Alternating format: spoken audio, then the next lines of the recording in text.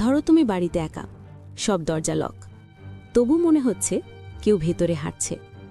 বাইরে ঝড়, ভেতরে অন্ধকার। একজন মেয়ে সেই বাড়িতে একা থাকে, তার একটা ভয় আছে যেটা সে কাউকে বলে না। আজ যে সিনেমাটা নিয়ে কথা বলবো সেটা জানতে ভিডিওটা শেষ পর্যন্ত দেখো, কারণ নামটা আগে জানলে গল্পের চাপটা ঠিক মতো লাগবে না। হঠাৎ করে বাড়িটা বদলাতে শুরু করে। লাইট জ্বলছে, তবু ছায়া নড়ছে। দরজা বন্ধ, তবু শব্দ হচ্ছে। সে কি কল্পনা করছে, নাকি সত্যি কিছু একটা ভেতরে আছে?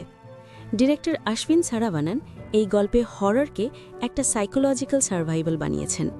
তাপসী পান্নুর অভিনয় তোমাকে বারবার ভাবাবে সে কি শিকার নাকি খেলোয়াড়। এই সিনেমার নাম গেম ওভার। এটা নেটফ্লিক্সে পেয়ে যাবে।